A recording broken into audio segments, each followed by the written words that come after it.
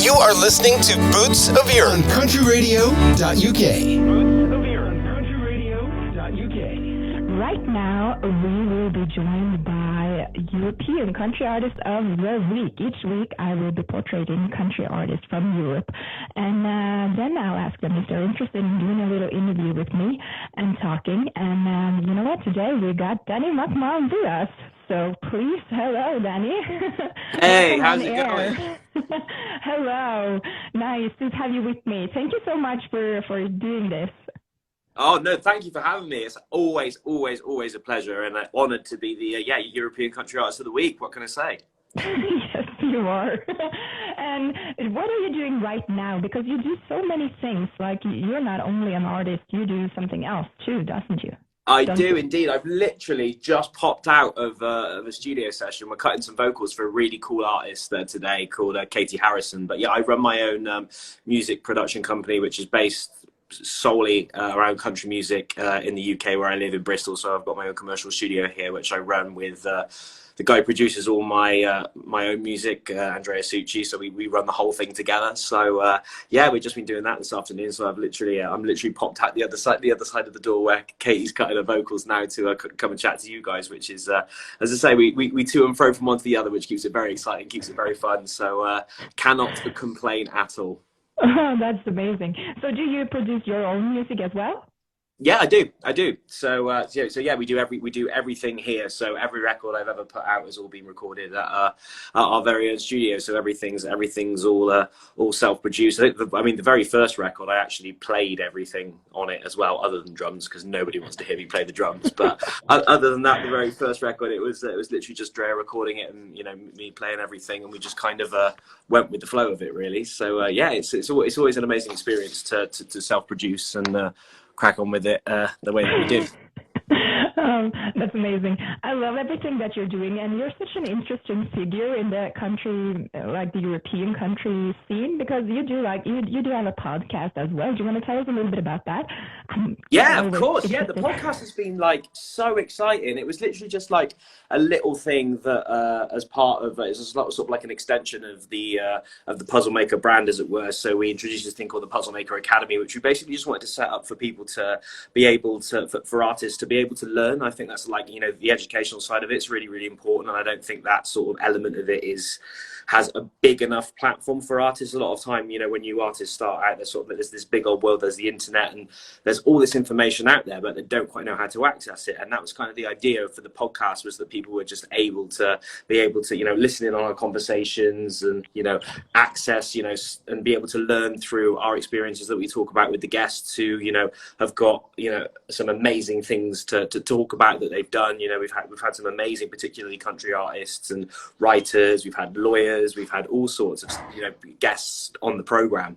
Yeah, and me, and you, of course. How could I possibly forget? Which is a really fun one. So yeah, just people who have had, that's the great thing, and I know that's something that you're really big on as well. It's just like all of us have got our own skill sets, and we've all got different things that we're all really good at. So being able to bring those things together into one cohesive, European country music scene, I think is so important. So yeah, being part of that is really special. And as I say, not only do you learn, but it's an amazing experience. And as I say, there's just so much to bring on board and embrace along the way, which just makes every day so exciting. And I'm all for that. And I kind of feel like during the pandemic, we have like gathered all of our skills. We kind of had to, and like now we've kind of like built our own little Nashville around both Boots of Europe, Puzzle Maker Studios, everything. We kind of like, yeah, that, and I know that, and we pulled together, and then something great has come out of it, I think. Absolutely. I mean, for anyone who hasn't been to Nashville, that's the first thing that you get when you're there. There's this overwhelming sense of community and belonging, and everyone just really encourages everybody else, and as I say, and as a result, people are able to benefit from that in the very, very best way possible. A success for one person is a success for everybody, and I think that's definitely what we've started to create here here in Europe, you know, you, myself, you know, loads of other people that we get to work with. It's just been, it's been incredible, as you say, particularly over the pandemic years. You said we couldn't do anything else. So, you know, to be able to, you know, communicate, engage, interact with each other and grow something, you know, super special, but definitely the foundations for something, you know, that's really exciting, really incredible is, yeah, it was a really, real big pleasure to be part of, for sure. And I say it's growing all the time. So I think C2C was an amazing part of that as well. It was nice to actually see it. It was almost like it was all fully coming to fruition, and that was really exciting. Is to watch the,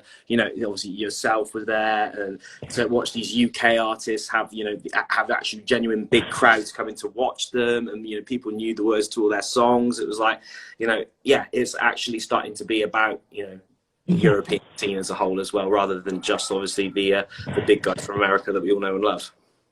Yes, exactly. And I wanted to talk to you a little bit about that as well, because like, as we said, there's been a pandemic, but you haven't been still at all. You've been everywhere, and you created some amazing music. So do you want to tell us a little bit about what you created during the pandemic? Yeah, I mean, first and foremost, what the opportunity that we, you know, again, like, you know, every cloud, when we definitely in the music industry, every cloud needs to have a silver lining. And, you know, obviously, yes, we couldn't tour anymore. Yes, we couldn't do certain things that we were doing before. But one thing that we could do was write loads of songs. And actually, that's what it provided you the opportunity with. And, you know, but then you through it and you come the other side of it and you sit in the studio and you're like, right, I want to put together a new EP. And with that in front of you, suddenly got 50 songs that you've written over the pandemic. And that actually allows for the quality of what you're putting out to be better, because you've been able to spend more time on that part of it, which is amazing. That was really, really exciting. Like to sit there and say, okay, we want to do a 6-track EP and we've got 50 songs to pick from was awesome. And, you know, obviously, again, like during that particular period of time that we were able to, you know, make it such a collaborative process, you know, obviously, you know, writing songs with the likes of like Austin Burke, for example, like, you know, day to day, he's so busy playing some, you know, incredible shows and doing what he's doing. So that maybe wouldn't have been able to happen if it wasn't for the pandemic. So it's those particular things, you know, that period of time we were just able to write so much, and yeah, as a result was able to write with some killer writers. And obviously the quality of, you know, it's that collaborative process that we keep going back to, that we're able to come up with probably the best work that we've been able to come up with so far. And, you know, as I say, Census as a whole did what it did, you know, charting number 8 in the UK charts, full stop, not just the country charts. It was just like an insane moment to go. I was so proud of you. Of course, you were granted like the Country Artist of the Year 2019, which was super cool. But then you just continued to work hard with your music, and then you gained like top 8 at the overall on iTunes with your new IP, which is just great. So what song of that IP do you like the most? Which is your favorite, and why? Really good question. For me, I loved the process of Senses, the song itself, because it's the first time I'd ever been. So I got pitched that song by Bobby Evans. So for someone to actually come to me and be like, look, I've written this song and I think it's right for you, and I want you to sing it and produce it. I felt that was a really cool experience. It also allowed me to see it from a different angle, because I wasn't so like engrossed in it in that way. I wasn't sort of double guessing myself, like, is this good enough? Is that good enough? I just listened to it as a listener. I was like, you know, when he sent me the original demo, I was like, this is really, really cool, and I really, really dig this. It's between Senses and Good or Gone for me. I think they seem to be the two that people have really responded to. Good or Gone's just like, obviously writing with Austin was a dream come true, because he's one of my favorite artists. But just the process of that as a whole was, yeah, just really, really cool. It's really fun to play live as well. Like, it's got that driving groove. People seem to really, really go for it live. So I see, yeah, for me, it's between those two, and they seem to be the two that people have really gone for on the old Spotify streams as well, which is usually an indicator as to what people are really sort of feeling as far as the whole thing is concerned. But that's what it's all about for me. Like, you know, I put all those 6 songs out, you know, obviously other than Lights of Our Hometown, at the same time, because I just wanted the people, you know, who mean the most to the music, which are the fans, which are the people who are closest to what you do. They see everything, they experience everything with you, and that's what I think it should be about. So I think it should be down to them to decide, you know, which song it is that you're going to push forward. So seems to be those two that the guys have really gone for. So forever grateful for that. I think it's about time that we put on Census on air and take a listen to it. Go for it. Yes, let's go. Here it is. Danny McMahon with Census.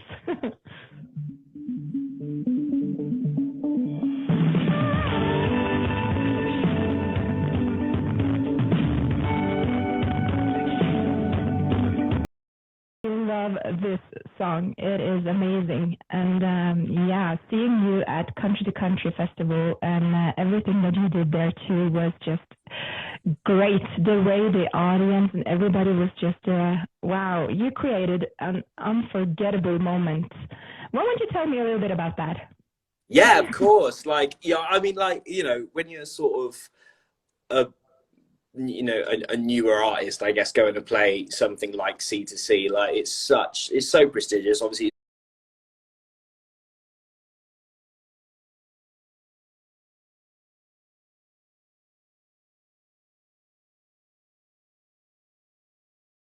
it's the biggest country music festival in Europe, and for you kind of go there and you think, well, everyone's there to see Luke Combs, which is fair enough.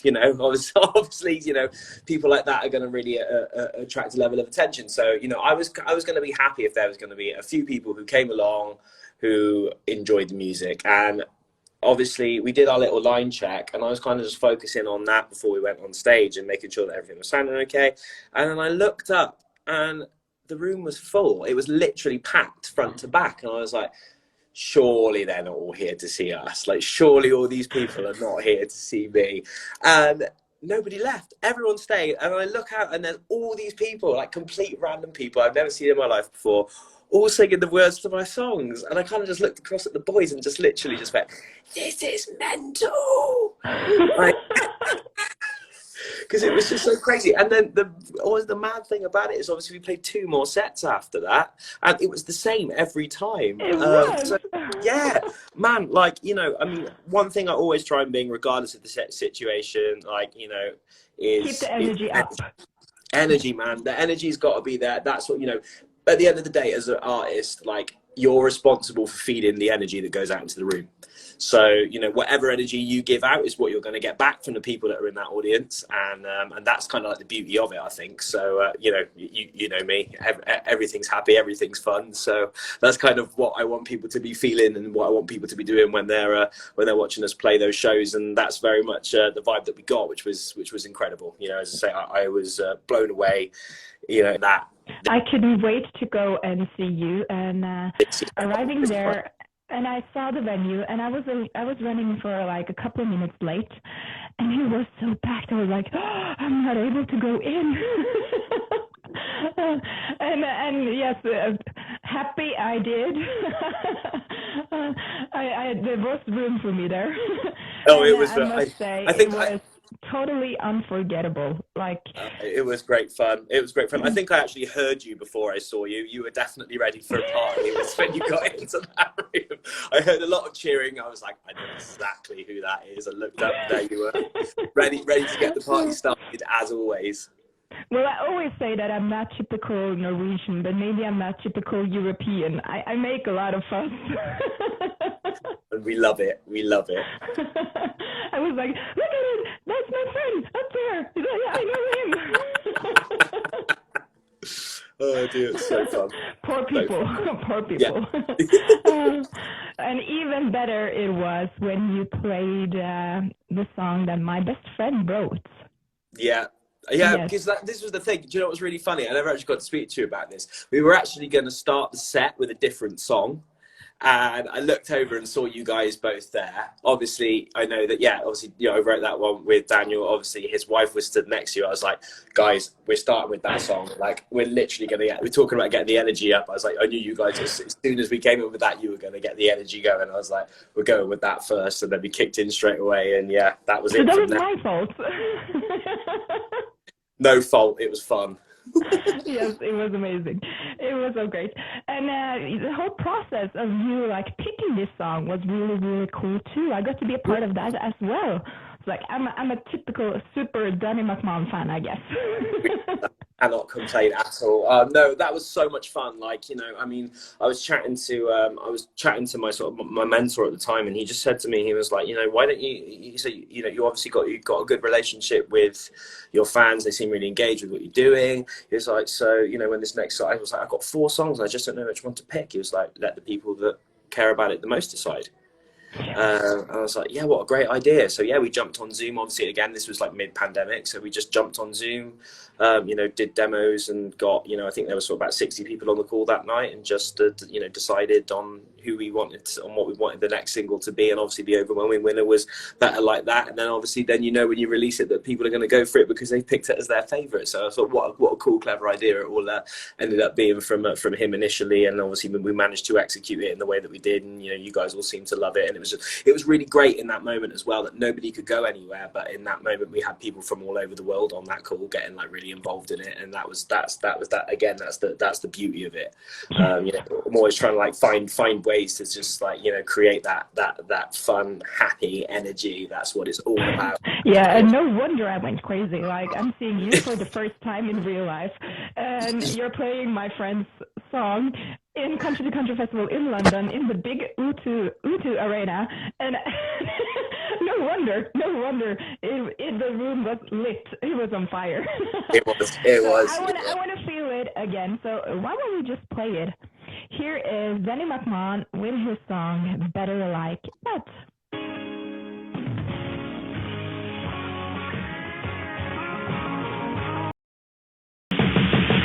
That was Danny McMahon with Better Like That. And we got Danny with us on air today. Can you hear me now, Danny? I got you. Yes, you can. You're here. Good. So that was Better Like That. And yeah, but that wasn't on your latest IP, was it?